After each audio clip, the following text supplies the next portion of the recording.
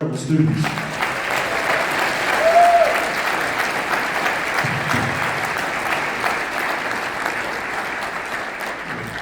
Please welcome to the stage our band division chair, Mr. Billy Hockeppel. Thank you. All right, it is my great pleasure to be announcing our final band performance for the event here at LMEA. The students you see up here are members of the LMEA High School Symphonic Band. It is our most elite band ensemble here at the conference and the top students across the state. So please, I know Lee just did that, but give them a big round of applause for that achievement.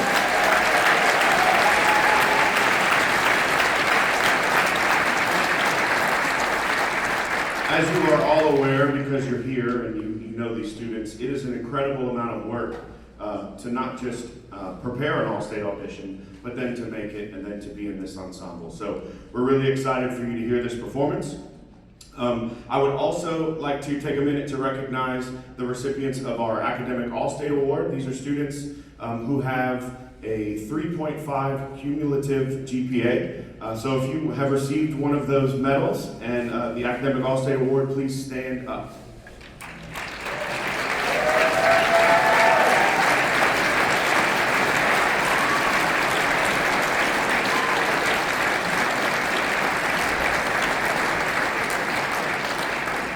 I said this for the concert band performance, you guys can sit, thanks.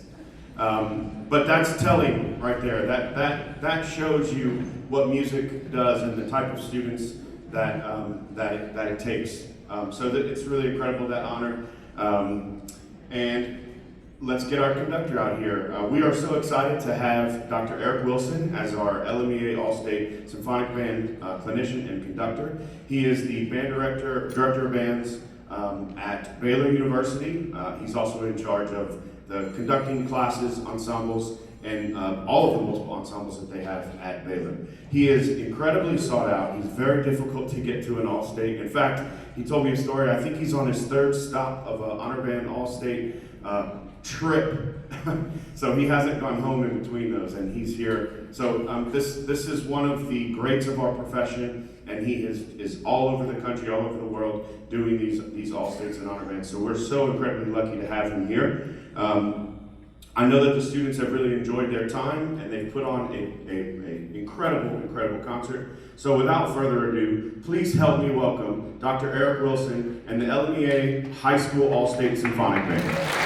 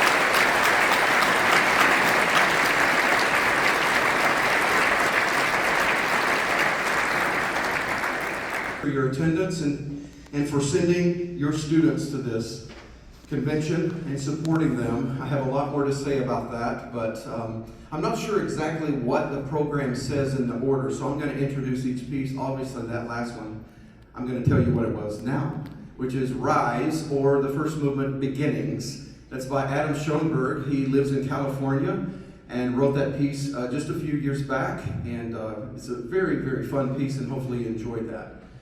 This next piece, we're going to sort of calm things down, but not for long, because this next piece is one of the most powerful pieces, not super difficult, certainly challenging, but it is one of those pieces that grips you in lots of different emotional capacities. This is Lament for Wind Orchestra by Changuko. Changuko is a Japanese composer, lives in South Korea.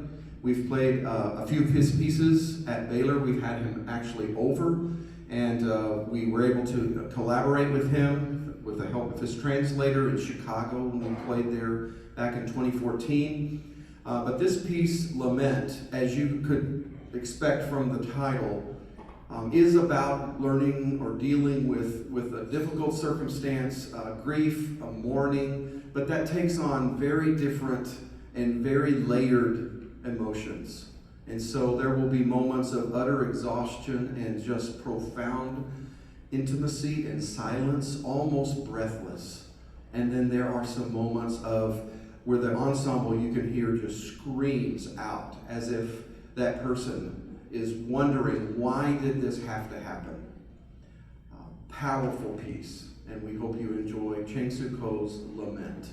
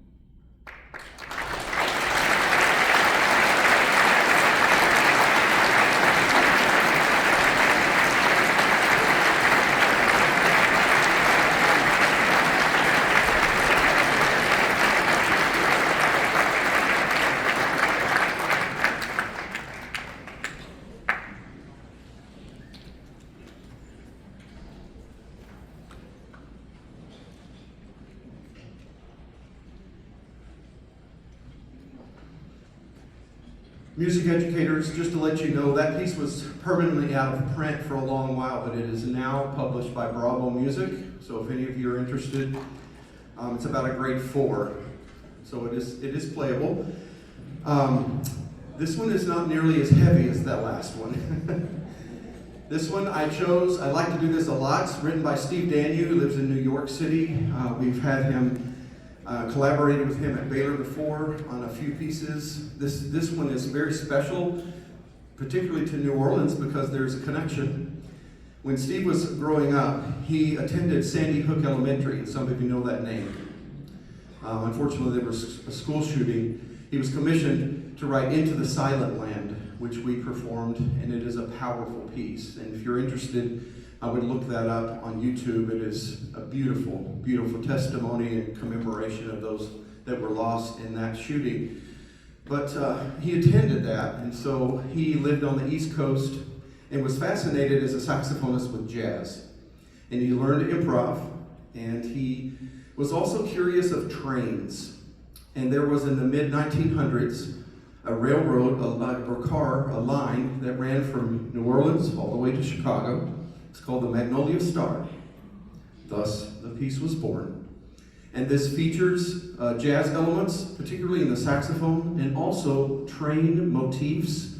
You'll hear whistles, you'll hear falls, you'll hear chimes like you're waiting at the crossing, like the locomotives are growing in speed. We'll hear that in the percussion. So I think you're going to really enjoy this. This is a challenging work. It's a multi-meter, lots of changes, but the students have just done a remarkable job. So here's Steve Daniel's Magnolia Star.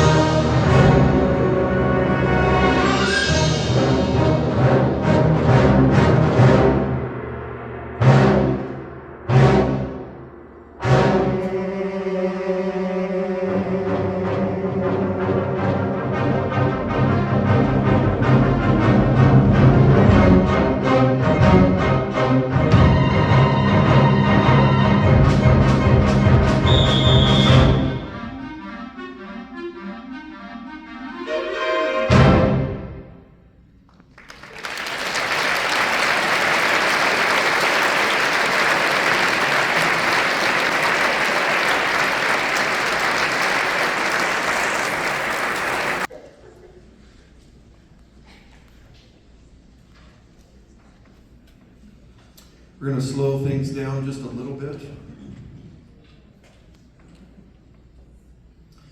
This next piece, about 12 years ago, I was sitting in our concert hall on the Baylor University campus listening to the Baylor A Cappella Choir perform Grace Before Sleep by Susan LeVar. She lives in Missouri. And I literally was moved to tears because of the beautiful words, the text, the poignancy, the atmosphere. And I remember thinking, after I sort of composed myself later, I think this piece would work really well for wind ensemble. So I contacted Susan LeVar, who put me in touch with her publisher in California, and received permission to work on this arrangement. This is something that I self-publish, so if any music educators are interested after you hear it, please let me know. It's about a grade 3, but it has so much musical potential, and I think you'll hear that. The piece is based on a Sarah Teasdale poem, and I want to read you the words. There's parts of that I talk to the students about. Here's the text, again by Sarah Teasdale. How can our minds and bodies be grateful enough that we have spent here in this generous room, we three, this evening of content? Each one of us has walked through storm and fled the wolves along the road. But here the hearth is warm and wide, and for this shelter and this light, accept, O Lord, our thanks tonight.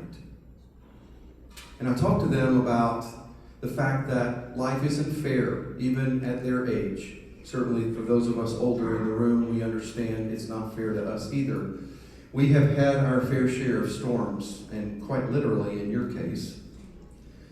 We have had, maybe wolves in sheep's clothing in our past, and we've learned to flee those and somehow managed to get to the end of a day and think, I don't know how I made it, but I did.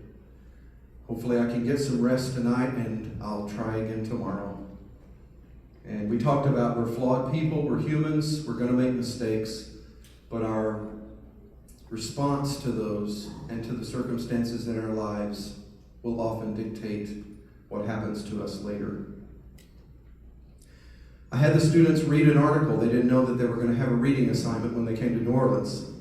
So parents asked them, one, did you read the article for Dr. Wilson? And then let me read it, because I think you'll enjoy this. I want to read, this is a welcome address that was given to parents, actually, by a pianist to the Boston Conservatory incoming class. And he wrote a short speech that he gave, and then now has been published, and I want to read you the ending of it because I think it's quite profound, and I think you will understand the reasons why this piece is so moving. He concludes his article with this. If we were a medical school and you were here as a med student practicing appendectomies, you'd take your work very seriously because you would imagine that some night at 2 a.m. someone is going to waltz into your emergency room and you're going to have to save their life. Well, my friends, someday at 8 p.m. or noon is going to walk into your concert hall and bring you a mind that is confused, a heart that is overwhelmed, a soul that is weary. And whether they go out whole again will depend partly on how well you do your craft. You see, you're not here to become an entertainer, and you don't have anything to sell. The truth is, being a musician isn't about dispensing a product like selling used Chevys. I'm not an entertainer, he says. I'm a lot closer to a paramedic, a firefighter, a rescue worker. You're here to become a sort of therapist for the human soul, a spiritual version of a chiropractor, physical therapist, someone who works with our insights to see if they get things to line up, to see if we can come into harmony with ourselves and be healthy and happy and well. And frankly, ladies and gentlemen, I expect you not only to master music, I expect you to save the planet. Because if there is a future of peace for humankind, if there is to be an understanding of how these invisible internal things should fit together, I expect it will come from the artists. Because that's what we do. Here's Susan LeVar's Grace Before Sleep.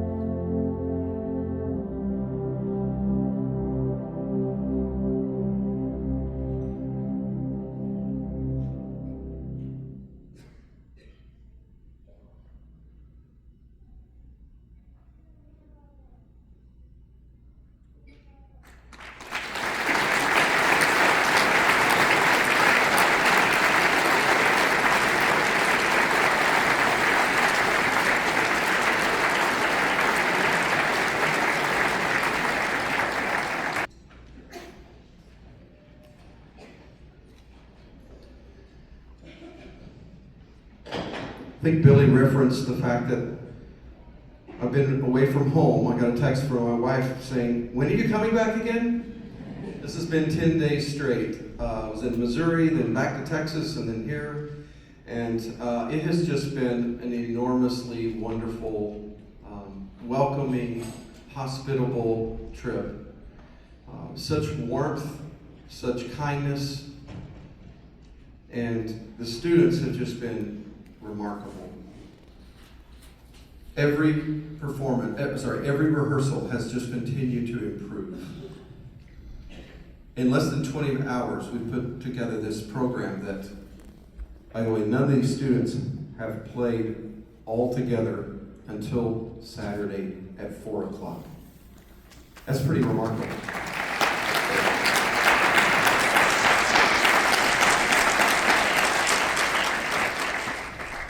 That doesn't just happen. That is because they showed up ready to go. And they might have been excited to get out of school, but it was also over a weekend and over a holiday, so they didn't get that much away from school. But they have embraced every challenge with open arms and open ears. And they have just risen to every one of those challenges. I think this is one of the most prepared, diligent working all-state ensembles that I've ever had the privilege of conducting. And I want to thank all of you who have supported these students that you love, and certainly their directors, their private instructors, all those that have mentored them. This is what gives us hope in society. When so much is not going well, we can look to the youth and hope that things will continue to get better. So I want to thank the invitation to join you from Billy, we have Bailey, our percussion assistant, and then Kenny over here, just done such remarkable work behind the scenes.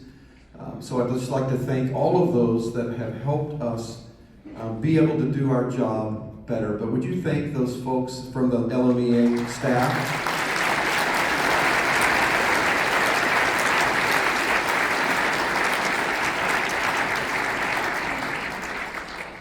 So our last work is written by a Louisiana-born composer. Some of you know Frank Tikelli, who I understand it was originally his family Tickeli. I don't know, maybe that's true, that's what I think, but anyway, born in, I think, West Monroe.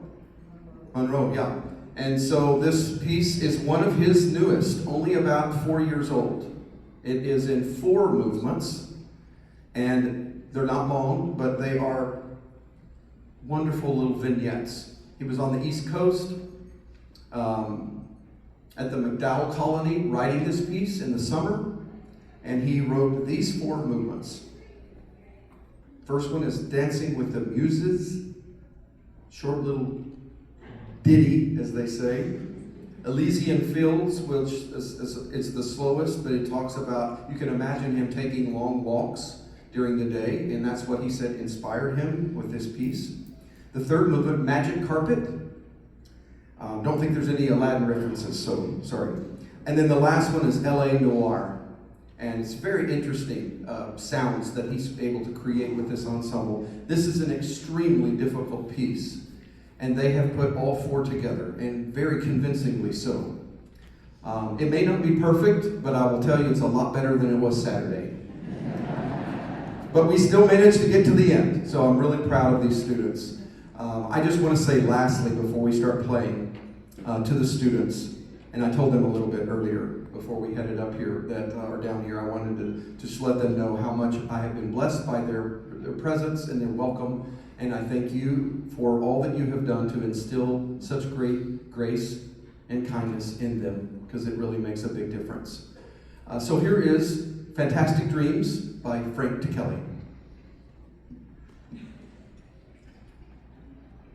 Oh, I wanted to say also, at the end of this, I'm going to recognize the ensemble from the back forward. So you can have your cameras ready. If your person is sitting on the back row, then that will be a good time. And you can stand up and take a photo. Okay, or come in down here, wherever it works. I want you to feel like you get an opportunity. All right, Fantastic Dream.